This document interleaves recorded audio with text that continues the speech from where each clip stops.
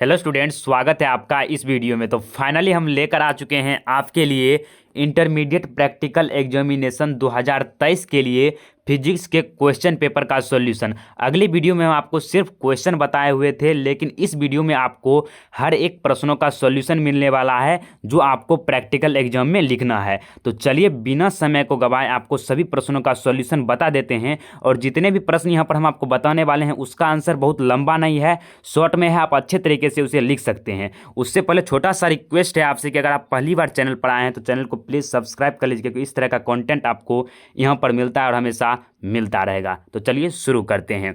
उससे पहले हम आपको बता देते हैं कि कौन से प्रश्न हम आपको यहाँ पर बताने वाले हैं। तो सभी कुछ पहले ही दिखा चुके हैं, फिर भी एक बार दिखा देते हैं आपको।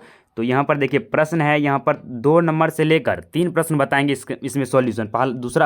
इसमें पहला जो प्रश्न है, जो इसमें दूसरा है कि मीटर ब्रिज का उपयोग करते हुए प्रतिरोध के संयोजन, समांतर एवं श्रेणी नियमों का सत्यापन करना है। दूसरा है मीटर ब्रिज के प्रयोग द्वारा दिए गए तार का प्रतिरोध ज्ञात करें। और तीसरा प्रश्न जो है आपका, दिए गए अवतल दर्पण के लिए 1/v तथा 1/u और 1/v के बीच ग्राफ खींचना है और ग्राफ से फोकस दूरी का निर्धारण करना है। तो चलिए इन तीनों प्रश्नों को अच्छे तरीके से सॉल्व करते हैं। तो अब यहाँ पर आप देख सकते हैं कि जो आपका पहला प्रश्न था कि u तथा v, वहाँ पर कुछ दूसरा नंबर भी हो सकता है प्रश्न का। तो इसमें पहला प्रश्न था कि u तथा v अथवा 1/v या 1/u के बीच ग्राफ खींचकर एक उत्तल ताल के फोकस दूरी का निर्धारण करना। तो इसमें हम आपको प्रैक्टिकल कॉपी में जिस प्रकार से लिखा गया है उस तरह के यहाँ पर लाए हैं ताकि आप इसे अच्छे तरीके से लिख पाए। तो इसमें पहले आपको लिखना है आवश्यक उपकरण में कि उत्तल लेंस लेंगे, एक पिन स्टैंड लेंगे, पिन लेंगे, उसके बाद मीटर स्केल लेंगे इत्यादि ले लेंगे। ये 3-4 उपकरण आपको इस प्रयोग के लिए लेना है। उसका सिद्धांत में आपको लिखना है, ये छोटा ही है, आपको दिक्कत लेने की कोई आवश्यकता नहीं है। तो उत्तल लेंस द्वारा बने प्रतिबिंब उसके वस्तु तथा लेंस की व्यवस्था पर निर्भर करता है, जो कि निम्न सूत्र द्वारा यू भी तथा एफ का मान ज्ञात करते हैं। 1/f बराबर होता है, आप भी पढ़े होंगे कि 1/v प्लस 1/u। तो इस तरह से आपको यहाँ पर लिखना है, सॉरी यहाँ पर माइनस है, 1/v माइनस 1/u।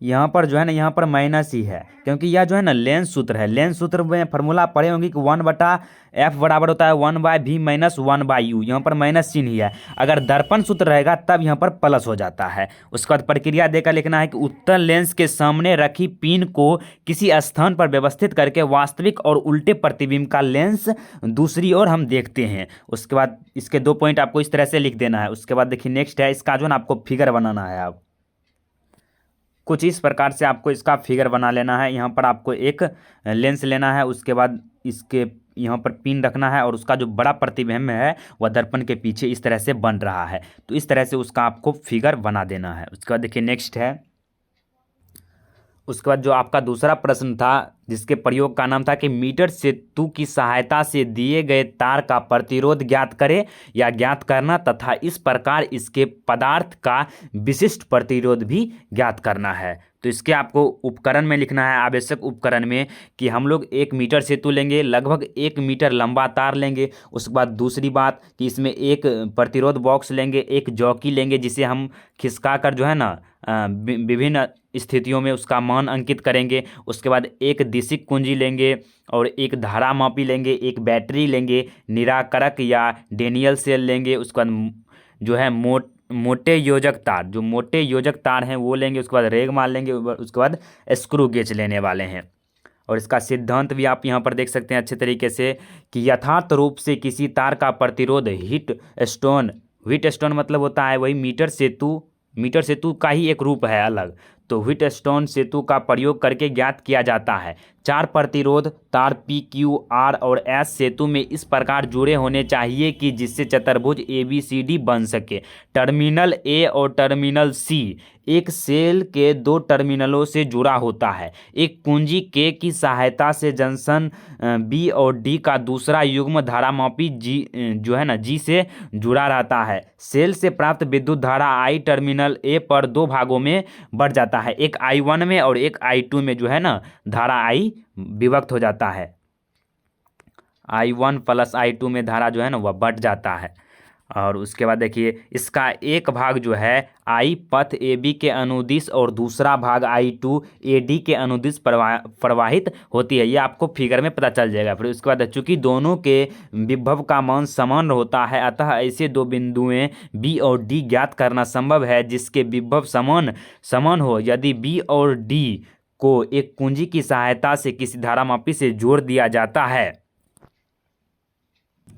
उसके बाद लिखना है तो धारामापी से कोई धारा प्रवाहित नहीं होती है, अतः धारामापी में कोई विक्षेप जो है ना नहीं होगा। इस स्थिति में सेतु को संतुलित करते हैं। यदि ABC पार्श्वों में क्रमशः I1 और I2 धारा प्रवाहित होती है और संतुलित स्थिति में ABC और D बिंदुएं का विभव क्रमशः VA VB VC और VD हो। तो इस तरह से यहाँ पर आपको इसका डेरिवेशन करना है। सॉरी थोड़ा सा इसमें। उसके बाद देखिए नेक्स्ट है, तो इस तरह से इसका आपको फिगर बनाना है।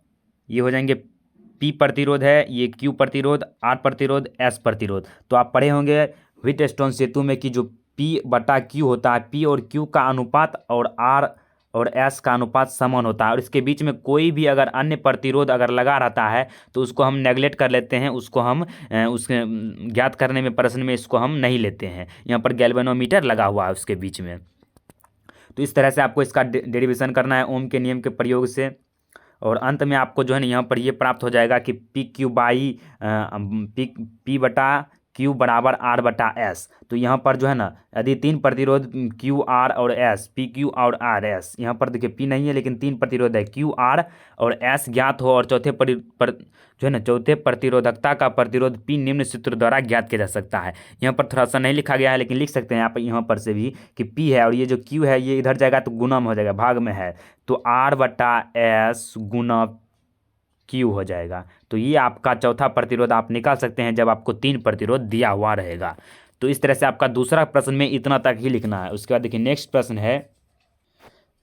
प्रश्न है कि मीटर सेतु का प्रयोग करते हुए प्रतिरोधों के समांतर तथा श्रेणी क्रम संयोजन के नियमों का सत्यापन करें। इसमें आवश्यक उपकरण में मीटर सेतु, प्रतिरोध बॉक्स लेना है, जॉकी लेना है, गैल्वेनोमीटर लेना है, बैटरी लेना है, संयोजक तार, बालू पत्र इत्यादि लेना है। उसके बाद इसके सिद्धांत जो है मुख्यतः दो नियम होंगे। तो प्रतिरोध संयोजन के मुख्यतः दो नियम होंगे, इसका ही मुख्य सिद्धांत है। पहला है श्रेणी संबंधन प्रतिरोध। तो जब सभी जोड़े गए प्रतिरोधों से एक ही समान धारा प्रवाहित होती है तो ऐसे संबंधन को श्रेणी क्रम कहा जाता है। अगर उसमें एक समान धारा प्रवाहित होगा तो वह श्रेणी क्रम संबंधन प्रतिरोध होगा।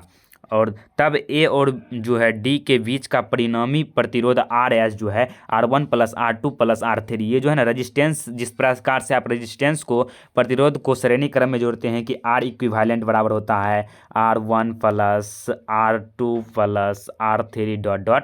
तो उसी तरह से यहाँ पर भी है।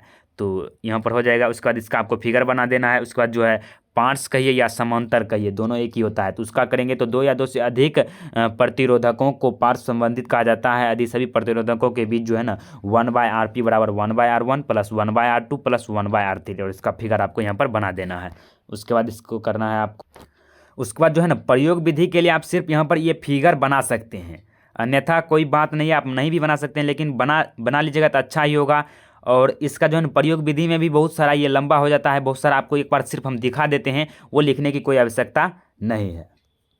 कुछ इस प्रकार से जो है इसका प्रयोग विधि का वर्णन है, ये बहुत लंबा हो जाता है, ये आपको नहीं लिखना है, सिर्फ आपको यहाँ पर देख लेना है एक बार। कुछ इस प्रकार से है, आपका यहाँ से देख सकते हैं।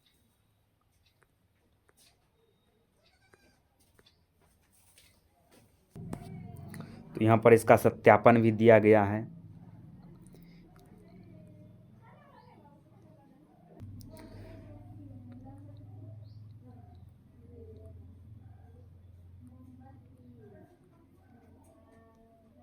उसके बाद देखिए यहाँ पर आपका इसका जो है ना अंत होता है इस प्रश्न का। देखिए कितना बड़ा लंबा था ये प्रश्न। तो इस तरह से इसका अंत में आपको ये इस तरह से लिखना है। सावधानी भी लिख सकते हैं, नहीं तो नहीं भी लिख सकते हैं। इस तरह से आपको इसका प्रश्न का आंसर लिखना था। आशा है कि आपको पूरा समझ में आया होगा। तो इस तरह के और भी वीडियो देखने के लिए प्लीज़ आप इस चैनल को सब्सक्राइब कर लीजिए, क्योंकि इस तरह का जो कंटेंट है आपको यहाँ पर मिलता है और हमेशा मिलता रहेगा। तो मिलते हैं अगली वीडियो में, तब तक के लिए जय हिंद जय भारत।